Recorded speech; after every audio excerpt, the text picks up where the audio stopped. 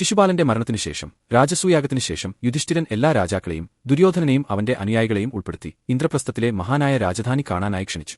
ദിവ്യസ്ഥപതിയായ മായൻ രൂപകൽപ്പന ചെയ്ത അപ്പാരമായ ആ കൊട്ടാരം ചിലപ്പോൾ ഏറ്റവും ബുദ്ധിമാനായവർക്കുപോലും തിരിച്ചറിയാൻ പ്രയാസമായ മായാവിലാസങ്ങളാൽ നിറഞ്ഞതായിരുന്നു. ദുര്യോധനൻ കൊട്ടാരത്തെ അവലോകനം ചെയ്യുമ്പോൾ അവൻ ആ മായാവ്യവസ്ഥകളാൽ ചതിക്കപ്പെട്ടു.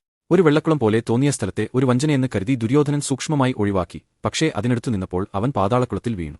ദുര്യോധനൻ പൂർണ്ണമായും നനഞ്ഞ് ലജ്ജിതനായി ഉയർന്നു വന്നു. പാണ്ഡവന്മാരും ദ്രൗപദിയും ഇത് കണ്ടുനിന്നപ്പോൾ അതിന്റെ അശേഷം ചിരിച്ചു. ഇത് അവന്റെ അഭിമാനത്തെ ഏറെ വേദനിപ്പിച്ചു. ദുര്യോധനൻ തന്റെ സഹപ്രവർത്തകരുടെയും പാണ്ഡവന്മാരുടെയും മുന്നിൽ പൂർണ്ണമായും അപമാനിതനായതായി കരുതി. പ്രകോപിതനായി ലജ്ജിതനായി അദ്ദേഹം കൊട്ടാരത്തിൽ നിന്ന് പൊങ്ങിപ്പോകുകയും കടുത്ത കോപത്തിൽ വിരിഞ്ഞുപോകുകയും ചെയ്തു. ഹസ്തിനാപുരത്തിലേക്ക് തിരികെ എത്തിയ ദുര്യോധനൻ ആ അപമാനം മറക്കാൻ കഴിയാതെ പോയി. അവന്റെ മനസ്സ് ദ്രൗപദിയോടും പാണ്ഡവന്മാരോടുമുള്ള പ്രതികാരത്തിൽ മാത്രം ഉറച്ചു. അവൻ തന്റെ കച്ചേരിയായ ശകുനിയോടും കർണനോടും ദുശ്ശാസനനോടും ഇത് പറയുകയും ചെയ്തു.